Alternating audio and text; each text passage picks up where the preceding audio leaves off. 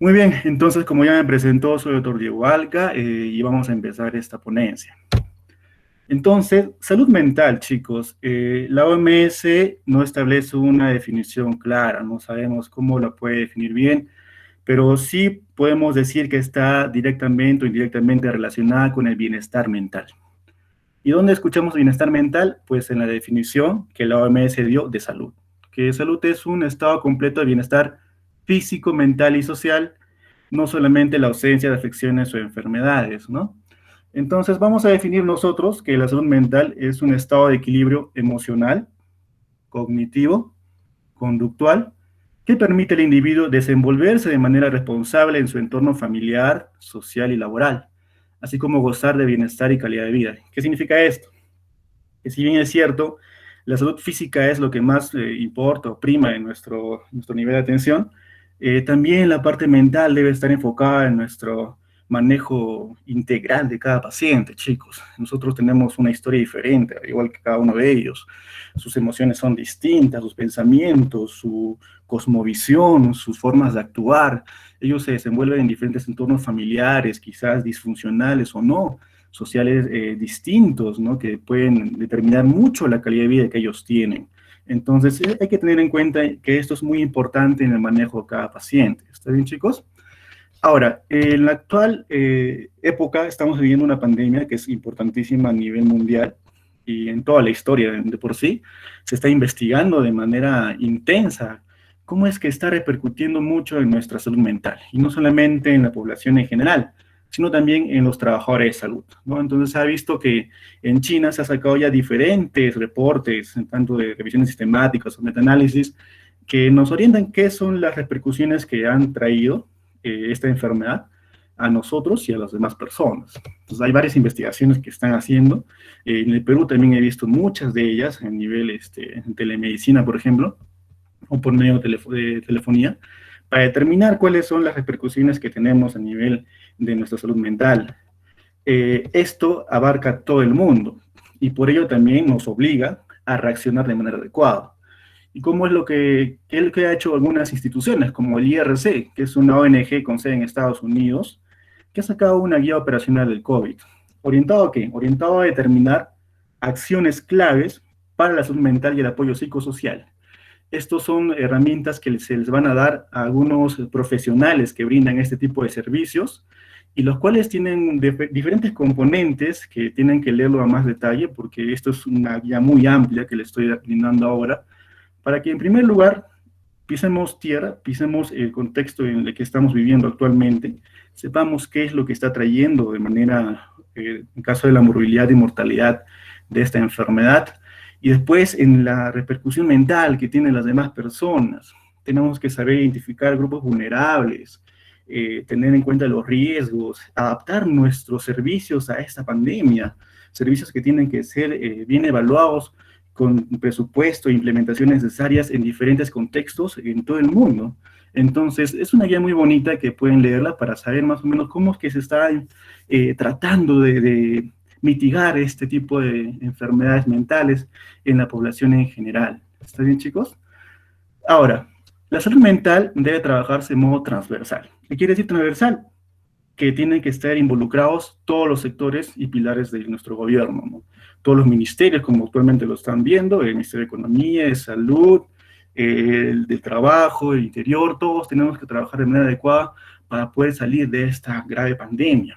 Pero ¿qué va a pasar con la salud que anteriormente ya estaba tan maltratada, que estaba tan decaída, nuestro sistema de salud no era el mejor de todos, ni es un ejemplo en Latinoamérica? Entonces, con todo eso que hemos tenido que llevar a cuestas y encima una pandemia que aún más nos ha traído abajo, ya tenemos que anticipar que las condiciones de salud mental preexistentes se van a exacerbar. Hay pacientes que han tenido que llevar sus terapias psicológicas, recibir sus tratamientos o psicofármacos en estos meses, que han tenido que aislarse, que han tenido que encerrarse en sus casas y no lo han hecho de manera adecuada y por ende han quizás tenido una exacerbación o un agravamiento de sus enfermedades, ¿no? Entonces, esto nos brinda también una oportunidad para poder quizás reorganizar nuestro sistema de salud, reorganizar estos enfoques para tener un mejor plan en salud pública y poder mitigar este impacto que ha tenido, no solamente de tantos años, sino por esa pandemia. La demanda va a aumentar en gran cantidad, hay que ser conscientes. Y por ello tenemos que también nosotros, como profesionales de salud, ustedes, chicos, que van a salir más adelante, como internos, ya médicos más adelante, van a ver la repercusión que está trayendo esta enfermedad. Esto es casi igual como una guerra civil que ha traído tantas bajas a personas que han visto fallecer a sus familiares, que están aún en cuidados intensivos, que están preocupados por las personas vulnerables. En verdad es una repercusión muy grande, importantísima en todas las personas, chicos. Y no crean que esto se va a acabar cuando se termine la pandemia o se termine el estado de emergencia. No, va a seguir. Y la repercusión en el estado mental va a calar muchísimo en muchas personas. ¿Está bien? Entonces nosotros como trabajadores de salud debemos estar preparados. Debemos tener esas herramientas importantes para poder sobrellevar en primer lugar nuestros propios miedos, nuestros propios estigmas, la cuarentena que nos ha dejado, nuestro estrés, como sabrán muchos de nosotros que hemos salido de esta universidad, San Cristóbal de Huamanga, ya hemos laborado hace 2, 3 meses enfrentando esta pandemia y no sabrán cuánto es el estrés de tener a 22 pacientes al día, una vez que tuvimos yo con Kevin Lévano 22 pacientes, solo los dos, todos con coronavirus, todos con oxígeno suplementario, muchos con vulnerabilidades. En verdad es una gran sobrecarga laboral que ha tenido todos los trabajadores de salud, no solo los médicos, el enfermero, el personal técnico, el personal de limpieza, todos, hasta el mismo vigilante que tiene que resguardar los hospitales. Así que debemos tener en cuenta que ha afectado a todas las áreas de la salud de la población y también ustedes tienen que estar preparados para que sepan abordar a los pacientes que vengan con estos problemas. ¿Está bien, chicos? Porque más adelante no va a ser raro que muchas personas vengan con trastornos depresivos, con trastornos de ansiedad, con fobias, a sus consultorios de primer nivel de atención. Así que a tener en cuenta esto. Ahora, por ejemplo, en China, que fue el epicentro de todo esto, ya tuvieron reacciones más tempranas, ¿no? Porque supieron salir de esta pandemia y ya han tenido algunos resultados de sus ensayos, de sus investigaciones, ¿no? Y quizás de manera básica han establecido este modelo multidisciplinario, ¿no? Para poder combatir o mitigar la salud mental alterada. Entonces, proponen un apoyo psicológico en línea, porque sí es cierto, hay que evitar el contacto, las aglomeraciones, todo por medio de la red nada más, con una respuesta psicosocial en la cual se gestionen bien la publicidad con equipos de trabajo para que haya mayor información y no se vean alteradas, no solamente por la población que no lo entienda. A veces hay que repetir 1, 2, 3 veces para que todos podamos comprender, no tenemos el mismo nivel cultural o académico. Y igual también la intervención y apoyo psicológico, ¿no? Los psicólogos tienen estas herramientas importantes para poder enfrentar en primera línea estos problemas. Y por último ya el equipo médico, en caso de los psiquiatras, que ya tienen que hacer intervenciones médicas con la prescripción de psicofármacos, si es que son necesarios, ¿no? Algo básico que quizás podamos tener en cuenta nosotros para poder organizar en cualquier centro de salud que podamos estar. Ahora, eso es a nivel mundial, ¿no, chicos? En el Perú, antes de esta pandemia, imagínense que el 80% de peruanos tenían problemas de salud mental que no son atendidos. O sea, solamente el 20% son atendidos y el 80% no lo son. ¿Y qué pasa con esta enfermedad? Que quizás no todos sepan que es tan importante, tan repercutible en la vida, que trae tantas consecuencias, que es hasta más prevalente que las enfermedades cardiovasculares, que los tumores malignos, que sería más de 1 millón de personas en nuestra población y que ocasiona la mayor pérdida de años de vida en el Perú. ¿Cómo es que esta enfermedad de tanta prevalencia no se enfoca de manera adecuada en nuestro país, verdad? Entonces uno dirá, pues no, ya después del cáncer, después del ICC, de la diabetes, después de esas enfermedades, vienen solo las enfermedades neuropsiquiátricas. Pues no es así. En sí, esta es una de las más importantes que debemos tener en cuenta en adelante. Y es que también por la falta de información que tenemos nosotros como profesionales de salud y la población en general, es que estas personas que sufren de estos trastornos son muchas veces discriminados o rechazados. Y como ven en estos gráficos, hay gran cantidad de porcentaje de rechazo en el mismo barrio, en el trabajo, en los cargos públicos, como ven en la parte inferior derecha, en unas municipalidades, al 75% de personas rechazan a las que tienen enfermedades mentales, ¿no? Es una grave situación que estamos viviendo y que solo se debe por una falta de información, chicos. Desde primeros años de educación debemos tener en cuenta que es tan importante. Y al ser tan importante también debe haber una inversión necesaria para poder ser atendida de manera adecuada, implementada en todos los centros de nivel de atención, que solamente un 20% se ha atendido, como hemos dicho hace un momento. Y creo que nosotros, ahora que estamos teniendo la batuta de poder llevar más adelante la salud de este país, debemos tener en cuenta. Así que nunca perdamos de vista esta enfermedad que trae grandes repercusiones a nivel de la salud mental de todos ellos. Ya es en sí la calidad de vida de muchos de nosotros, porque una sociedad armónica la conforman ellos también. Nosotros somos parte de esa sociedad. En el Perú, este año, el 5 de marzo del 2020, se dio un decreto supremo, se aprobó ese reglamento, que es la Ley de Salud Mental. Esta Ley de Salud Mental lo que trata es de incluir a todas las políticas nacionales de nuestro país a la salud mental, así como el diseño para el desarrollo de ejecuciones como acciones, algunas actividades, programas y servicios para el cuidado integral de la salud mental en todos los niveles, ¿no? En primer, segundo, tercer nivel de atención. Entonces, esta ley se dio antes de la pandemia, chicos. Se dio antes de la pandemia, que se declaró aquí el estado de emergencia el 16 de marzo, el 6 de marzo el primer caso, y un día antes se publicó este decreto supremo. Entonces, todo está yendo bien, todo está con su presupuesto, todo bonito, y apareció la pandemia, cosa que nos desencajó a todos nosotros, igual también al gobierno, por lo cual no tuvo oportunidad de reaccionar de manera adecuada en un primer momento. Entonces, lo que hizo el gobierno fue declarar estado de emergencia y aislamiento social obligatorio. Ustedes lo han vivido, yo también. Y después de 3 días, del 15 de marzo, se dio el toque de queda nocturno y dominical. Nadie podía salir. Estaba prohibido salir en las noches, los domingos. Todos encerrados en sus casas. Vimos militares en las calles. Mucha gente se asustó. Nadie antes había vivido una situación como la que estamos viviendo actualmente. Entonces, de hecho, que sí ha traído preocupación y miedo en gran cantidad de personas. Ansiedad y estrés por no salir, gente que quizás está acostumbrada a estar solamente en la calle o quizás laborar de manera continua, las personas que estaban con empleos informales, de ambulantes, viendo que sus trabajos se paralizaban, la economía bajaba. Esa preocupación era también parte del trastorno mental que podía darse uno u otro momento. Entonces, después de ello, quizás hemos aguantado 3 meses hasta julio, en la cual pudimos salir poco a poco, ¿no? A hacer compras, algunos centros de acopio, para la canasta básica, ¿no? Algunos fármacos también necesarios para el tratamiento de comorbilidades, pues, básicas en personas mayores, ¿no? Entonces, poco a poco empezamos a salir, pero conocemos nuestra realidad, conocemos a nuestros compatriotas y empezamos a salir en mancha, empezamos a salir como de manera irresponsable, y eso sí hay que decirlo de manera clara.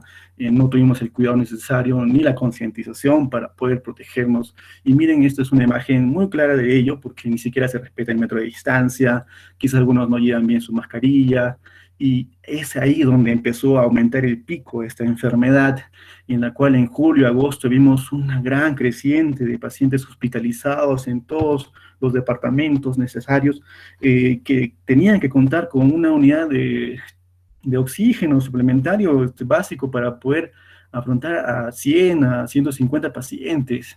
Como ven aquí, todos los pasillos estaban llenos de pacientes con sus balones cada uno, que esto se puede acabar en 1 o 2 días nada más y luego volver a recargarlos. Esto ha sido una gran preocupación para los familiares también, que trataban de buscar el dinero, la manera de poder solventar, comprarse un balón, llenarlos diariamente, hacer colas todos los días. Este estrés, esta ansiedad, esta preocupación excesiva, de hecho que va a traer repercusiones más adelante. Así que esto es una parte de lo que se ha vivido en la pandemia, pero otra parte ha sido las personas que han perdido a sus familiares, a sus seres queridos, que han tenido en cuenta que ayer nada más estaban hablando con una persona que estaba desayunando a su lado y que más adelante, en 1 o 2 días, empezaron a decaer, a ponerse más críticos y fallecieron a la semana. Es tan grave esta enfermedad que ha llevado a tantas personas a UCI, que hemos tenido que escoger que entre un joven, un anciano y dejar morir a personas en sus pisos de hospitalización. Y esto también a nosotros como personal médico nos afectó tantísimo, pero sí no imagino ver esta imagen, bueno, esta fotografía como en Loreto, que acumulábamos a los cuerpos uno tras otro, en bolsas de cadáveres. Qué estrés, de verdad, qué miedo, qué preocupación, todo lo que se ha vivido en estos lugares. Y de hecho que va a traer impacto, consecuencias en muchas personas que lo han vivido, como estrés postraumático u otro. Y por supuesto los que han afrontado el duelo, que de por sí es muy difícil sobrellevarlo, es muy difícil sobrellevarlo.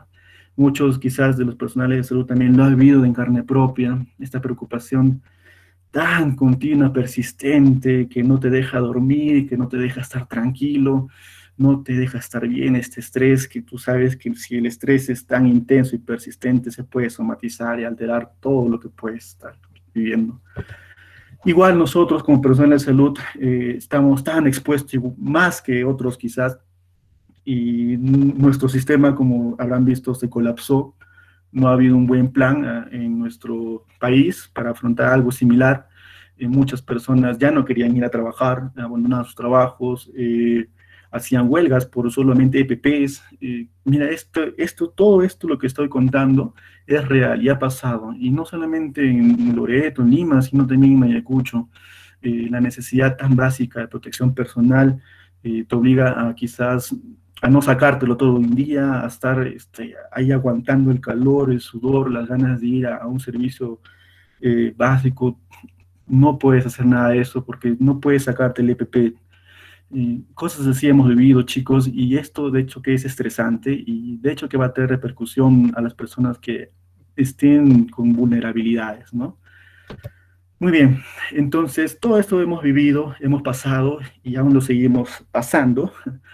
Ya se han sacado estudios a nivel nacional e internacional de lo que está demostrándose en estos pacientes, cómo son los síntomas de alteraciones mentales, ¿no? En primer lugar, el estrés, la ansiedad, síntomas depresivos, insomnio, el miedo, lo cual nos obliga a nosotros como personas a informarnos diariamente, pero los que no pueden informarse de manera adecuada, solamente les queda tener una discriminación injustificada, estigmatización, hasta pensar que esto es como un evento conspirativo, que quizás Estados Unidos tenía la vacuna, China, ¿no? Cosas por el estilo que totalmente son erróneas. Y por último, la infodemia, ¿no? Que es una sobreabundancia de la mala información en las redes sociales que hemos visto cada mes, día tras día, semana tras semana, que el hidróxido de cloro, que la hidroxicloroquina, dióxido de cloro, mejor dicho, que la citromicina, la ivermectina, son cosas que en verdad han sido perjudiciales a la población y que muchos compraban, vieran de verdad farmacias, se llenaban de lotes y lotes de ivermectina, y al final los tienen ahí guardados, o sea, porque la desesperación lleva a uno a hacer cosas por el estilo, y no por una buena información, ¿no? Que en sí debería ser un pilar fundamental por parte del gobierno para todos, no solamente para los niños que tienen sus clases en casa, ¿no? Igual seguimos viendo los mismos programas, yo creo que no se ha variado mucho en este aspecto, ni siquiera hemos tenido una conclusión adecuada de todos estos meses, ver solo al presidente en mediodía hablar de la situación de salud, para mí es inadecuado, de verdad. Esto no solamente es cuestión de una hora, esto tiene que ser constante. Muy bien, entonces, en este contexto del COVID-19, ya después de que apareciera la enfermedad, el Perú sacó un documento técnico, el Plan de Salud Mental. ¿Y cuál era el objetivo de este Plan de Salud Mental? Reducir el impacto de la pandemia. ¿Cómo hacer esto? Pues fortaleciendo los recursos individuales y comunitarios de las personas con problemas mentales y los que tienden a desarrollarla, ¿no? Los que pueden tener vulnerabilidad. Entonces, en este estudio, que es en sí también parte de un informe técnico, se vio que el estrés estaba en más porcentaje en toda la población encuestada, casi más de 50.000 personas se encuestó en este estudio, como parte del informe técnico, un 82% de personas tenían estrés y un 12% tenían síntomas ansiosos o depresivos, ¿no? Casi el porcentaje similar a lo que mundialmente se conoce con síntomas ansiosos depresivos. En el Perú, por esta pandemia, se igualó a lo que mundialmente se conoce. Entonces, después de ello se hizo objetivos generales y específicos para afrontar esta enfermedad. En caso de promover autocuidado y cuidado mutuo comunitario, se fomenta la resiliencia personal y familiar, el manejo del estrés, la actividad física también es muy importantísima, así como la comunicación social. Y el segundo plan, objetivo específico, que es atender a las personas con problemas de salud mental, pues básicamente con implementación de unidades funcionales de acompañamiento psicosocial, tanto a sobrevivientes como familiares por infección de coronavirus. Y como ven, la inversión es fortísima, es de 121 millones de soles en este año, y el siguiente año es más de 300 millones de soles, que esperemos, chicos, que sea bien implementado, bien usado para poder afrontar esta enfermedad importante en nuestro país. Y esto es algo bonito. Esta es una guía con una versión amigable de orientaciones para brindar información y acompañamiento psicosocial, que lo podemos hacer nosotros, chicos. Podemos hacer nosotros porque hemos tenido quizás pacientes o familiares hospitalizados que están cerca a nosotros, en nuestros vecinos, nuestros mismos familiares, cómo es que debemos afrontar la comunicación, cómo es que debemos hablar, cómo es que debemos transmitir la información. Y esto es algo interesante, es muy didáctico, ya que tiene gráficos muy específicos de cómo hacer, por ejemplo, importancia de la salud mental, las personas hospitalizadas con infección por coronavirus necesitan recibir información clara y continua, derechos de las personas hospitalizadas con infección por coronavirus, consideraciones para la información y acompañamiento psicosocial, entre otros. Tiene mucha información, muy práctica, didáctica, fácil de entender, muy amigable, que les recomiendo que se la descarguen y la lean los que quieren saber un poco más de cómo combatir de manera activa esta enfermedad, ¿no? Con las personas que han salido de hospitalización también. Muy bien, chicos. Entonces, teniendo en cuenta todo este contexto, ¿no?, grave que estamos viviendo, les voy a dar unas pautas necesarias para poder identificar lo que son los trastornos de ansiedad, que básicamente es lo que va a repercutir mucho en nuestra población. Si bien es cierto, el estrés es el más frecuente, es más manejable que la ansiedad. Y la ansiedad se asocia muchísimo con la depresión, o sea, es casi un paso previo a la depresión en muchos casos. Y la ansiedad tiene un gran constructo de trastornos también, como por ejemplo mutismo selectivo, fobias, tanto específicas, sociales, trastorno de ansiedad generalizado, agorafobia, entre otros, ¿no? Como ven ahí, esta clasificación lo da la DSM-5, que sabrán que es el Manual Diagnóstico y Estadístico de Trastornos Mentales, que en su versión 2005, en 2013 sacó la versión número 5. Y bueno, ahí nos dan los criterios diagnósticos puntuales de cada enfermedad mental o trastorno mental, ¿no? Ya que la ansiedad es una de las más frecuentes y que tiende a aparecer más adelante. Y lo digo porque la ansiedad te va a dar, ¿no? Por ejemplo, no tener tu mascarilla, a quizás lavarte la mano, a quizás ir a un transporte público, estás ansioso por, no sé, no tocar nada, por cuidarte, por lavarte la mano, por no exponerte mucho, no estar en lugares con gran concurrencia. La ansiedad es justamente lo más frecuente que puedes estar percibiendo, casi como el estrés en estos casos. Y la pandemia, de hecho, que va a ser una de las principales causas de este trastorno. Ahora, y dentro de ese constructo de ansiedad hay diferentes trastornos mentales, ¿no? Por ejemplo, en primer lugar vemos arriba, está el trastorno de ansiedad generalizado. En este punto, ¿qué es esto, no? Son preocupaciones, temas variados, mínimos, leves, básicos, como por ejemplo, uy, no me lavé la mano todo el día, pucha, y ahora estoy tan ansioso que salí a la calle que estoy buscando de manera tan intensa, persistente, dónde lavar la mano, o cosas simples como por ejemplo, no le di comer al gato, o no cerré bien la llave, no estoy seguro que apagué la plancha o la estufa, cosas simples que te preocupan tanto, es tan exacerbada esa preocupación que te va a llegar a un trastorno de ansiedad, ¿no? Ese justamente es el trastorno de ansiedad generalizado, que es difícil de controlar con temas tan básicos, leves, niños, que pueden ser excesivos en estas personas. El segundo es el trastorno de pánico, o también ataques de pánico, ¿no? Que básicamente asociados al miedo a la muerte, miedo a estar locos o miedo a descontrol. Básicamente estas tres cosas. Cuando hay un estímulo previo, un estímulo que puede desencadenar este tipo de respuestas, de miedo a la muerte, por ejemplo, no sé, inyectarte algo, como si estuviesen dándote un medicamento, y tú piensas que algo eso te puede afectar, te puede matar, ese es un ataque de pánico. Pero si no existe estos estímulos previos, se va a denominar trastorno de pánico, ¿no? Son cosas puntuales que deben saber. Ahora, las fobias son miedos, pero miedos irracionales, miedos intensos, miedos que no son directamente proporcionales al estímulo que puede estar apareciendo, ¿no? No es lo mismo quizás tener solamente reaccionar a ver una serpiente, una araña, que empezar a gritar, a sudar, a tener palpitaciones, taquicardia, hasta poder tener hipotensión ortostática por ver solo una arañita. Entonces, esto, vamos a empezar por abajo, es una fobia específica, ¿no? Cuando tenemos animales, por ejemplo, fenómenos naturales, una cosa o evento o suceso específico que nos dé miedo irracional, es fobia específica. Ahora, cuando nosotros tenemos este miedo, pero a concentrarnos en lugares de grandes, bueno, donde vienen muchas personas, ¿no? Aglomeraciones, y nosotros tenemos ese miedo de que nos vaya a pasar algo malo por solamente estar ahí, y también por lo que la gente puede decir, porque este miedo, esta fobia social, es justamente el miedo a lo que los demás piensen de nosotros.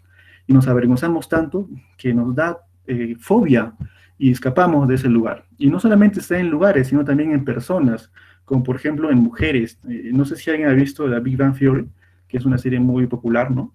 Y tenemos el personaje de Raj. Él tiene una fobia social también, justamente cuando se acercan a las mujeres, ¿no? Pero es normal, puede estar tomando con sus amigos en un bar, pero solo con las mujeres se siente con mutismo, por ejemplo. Y bueno, y por último tenemos a la agorafobia, que es el miedo a estar en lugares abiertos, ¿no? Que ya es el miedo más intenso, es el más discapacitante de todos estos trastornos de ansiedad, en la cual el paciente no puede estar en lugares públicos, está encerrado en su casa porque tiene el miedo de que saliendo de su habitación, de su casa, algo malo le puede pasar, algo que puede contravenir contra su bienestar, y que muchas veces de estos pacientes necesitan estar con una persona, ya sea, no sé, una persona mayor, hasta un menor de edad, sí o sí tiene que estar una persona, si no empieza a tener esta fobia muy intensa. Esa es agorafobia, y esa es una de las fobias más incapacitantes de todas.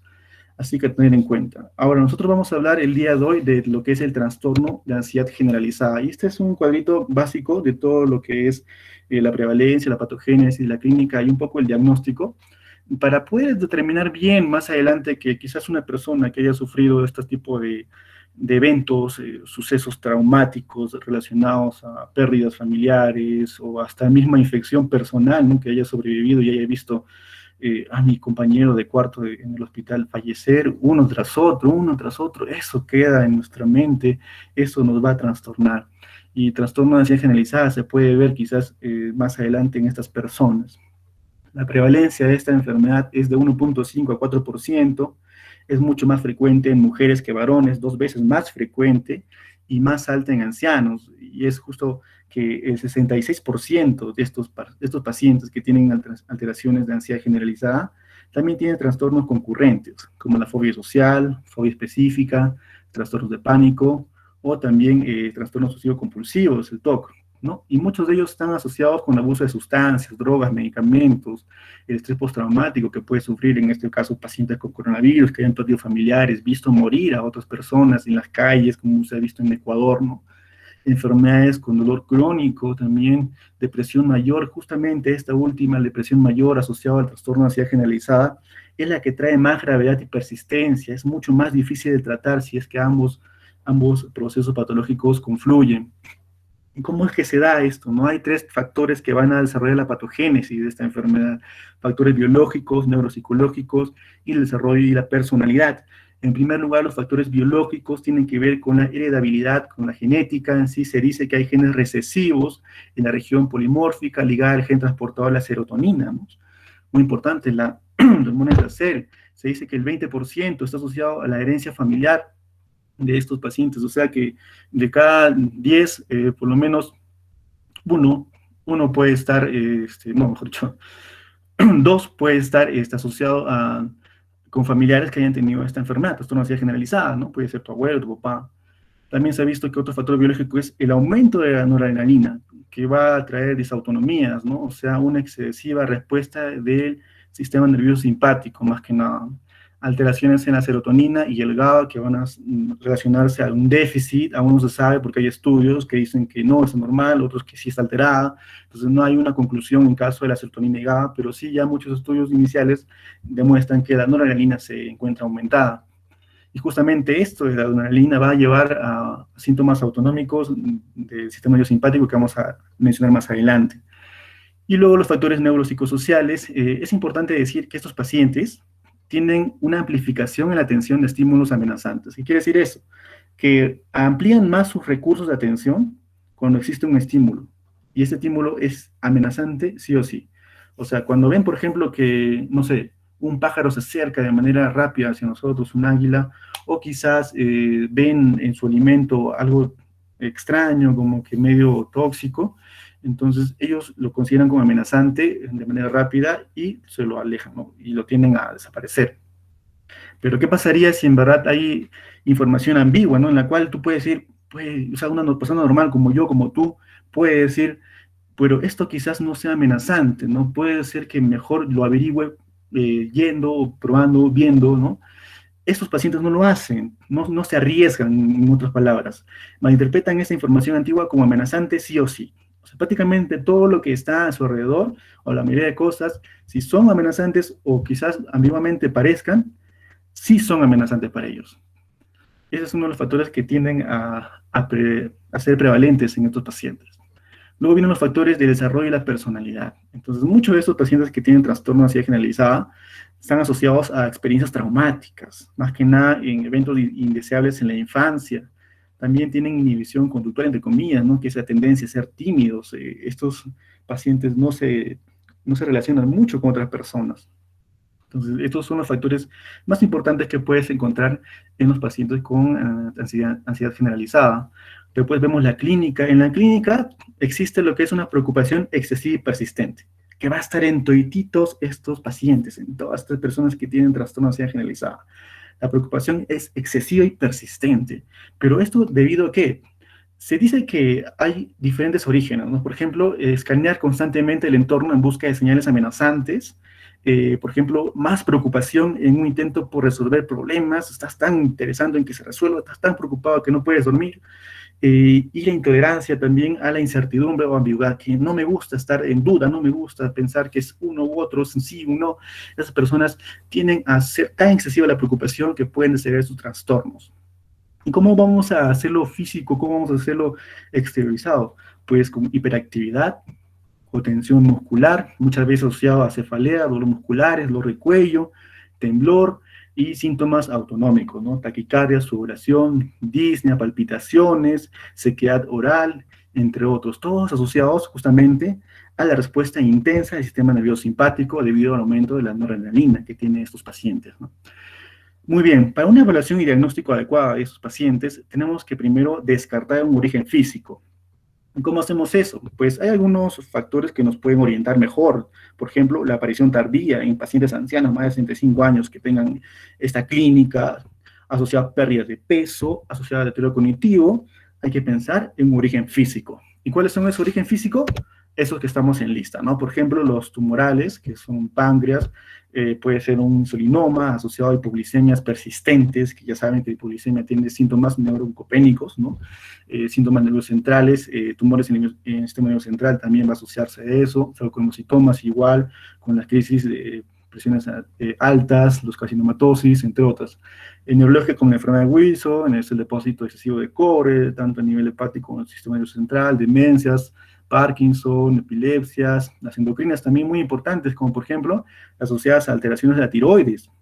Importantísimo, creo que es básico sacarle un perfil tiroideo a estas personas que tú sospechas de origen físico, origen orgánico, trastornos de ansiedad generalizadas, ¿no? Porque puede ser un hipertiroidismo o hipotiroidismo, muchos de ellos. Las infecciones también, como la hepatitis, tuberculosis, SIDA, siempre un hemograma básico de control, entre otras, como están viendo en la pantalla, ¿no? Y por último, las sustancias también, intoxicaciones con alcohol, Muchos de ustedes ya sabrán que el alcohol es una enfermedad, el alcoholismo es una enfermedad, por favor. La cocaína, la cafeína, entre otras, ¿no? Y los fármacos que siempre traen efectos adversos. Ahora, para determinar que sí o sí es un trastorno de ansiedad generalizada, el DSM-5 nos da algunos criterios clínicos. Entonces son seis. A, B, C, D, F. Son seis criterios que tienen que cumplir estos pacientes para que puedan ser catalogados como trastorno de ansiedad generalizada. Y tenemos en primer lugar ansiedad y preocupación excesiva anticipada en los últimos 6 meses. Tiene que tener ese tiempo necesariamente, 6 meses, para poder catalogar como un paciente que tiene trastorno de ansiedad generalizada. Difícil de controlar. El mismo paciente se da cuenta de que tiene estos eventos, sabe que está mal, pero no lo puede controlar, solamente lo hace, solamente se da. Y por último, hay síntomas que tienen que estar sí o sí, tres o más de los siguientes: la inquietud, la fatigabilidad fácil, dificultad para concentrarse, irritabilidad, tensión muscular y trastornos del sueño asociados más que nada a insomnio, ¿no? Y también provocar malestar significativo debido al funcionamiento, más que nada rendimiento laboral, escolar, académico. También la última es que no pueden atribuirse a otras enfermedades secundarias que no se pueden explicar mejor también como otro trastorno mental. Entonces, con estos criterios, chicos, ya ustedes pueden pensar de manera adecuada que es un trastorno de ansiedad generalizada, pero siempre es bueno tener una opinión del especialista, ¿no? Entonces, ya tenemos por lo menos un diagnóstico sospechoso que va a orientarnos mejor en dónde puede tratarse este paciente, ¿no? Con este tipo de clínica podemos derivarlo a un psiquiatra y él de manera adecuada, con diferentes tests también que se han visto para lo que es trastorno de ansiedad generalizada, va a tener un diagnóstico más certero y el tratamiento oportuno, ¿no? Muchas veces el tratamiento inicial es con benzodiazepinas. En la fase aguda se usa las benzodiazepinas por lo menos 2 semanas, una prazolam siempre está a la mano, pero el tratamiento definitivo es con lo que es la terapia cognitivo-conductual, que tiende a ser entre 6 a 12 meses. Esta es muy persistente, esta terapia tiene que ser continua y las sesiones son muy amplias también. Y esto asociado también a lo que es medicamentos o psicofármacos antidepresivos, más que nada los inhibidores selectivos de la recaptación de serotonina, ¿no? Con fluoxetina, entre otras, ¿no? Más que nada la paroxetina, que es importante en este tipo de enfermedades. Bueno, esto es algo básico, pinceladas nada más del trastorno de ansiedad. Hemos hablado un poco de la pandemia, de la salud mental. Espero que ustedes, chicos, desde ahora en adelante, tengan en cuenta que esta enfermedad es muy importante, trae una carga mórbida tan grande en nuestro país que lamentablemente no todos lo vemos y ni siquiera los entes más importantes en salud lo están tomando en cuenta, ¿no?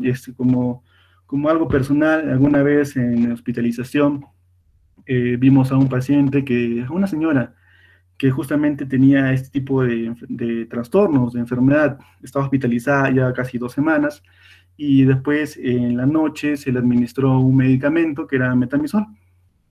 Y la señora empezó, después de 5 minutos de la administración, a gritar que se quería morir, estaba muriendo, que la estaban matando, que empezó a sudar, empezó a tener mareos, empezó a náuseas, taquicardias, habrán visto, tenía 130 de frecuencia cardíaca, le estaba temblando las manos, los pies. Entonces, esto es un episodio agudo de un estrés muy alto, muy importante. Pacientes que están en hospitalización han visto todo lo que les he contado y no es tan descabellado tener como diagnóstico diferenciar a un trastorno mental, como lo tuvimos en ese momento.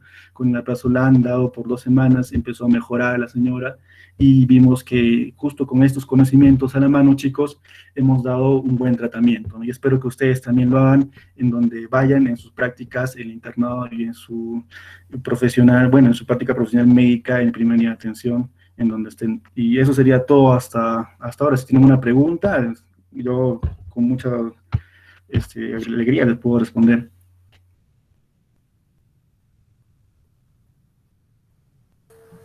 Una excelente y amigable ponencia, doctora Alca.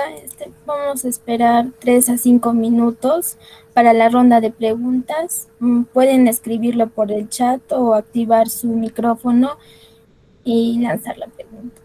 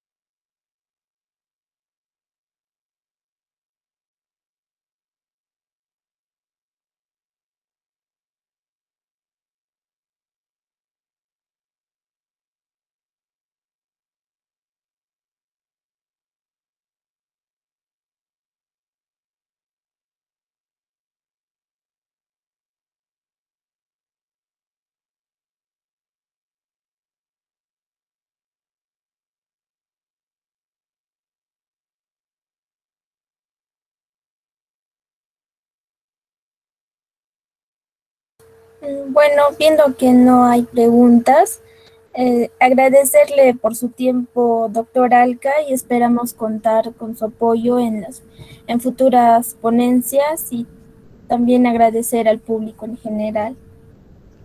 Muchas gracias por la invitación y espero que les haya servido esta información y la puedan aplicar en su vida profesional. Buenas noches, cuídense todos. Buenas noches. Chicos, no se olviden de tomar captura de su pantalla y llenar el formulario de su asistencia. Eso es todo por hoy y esperamos contar con su asistencia en las siguientes ponencias. Gracias.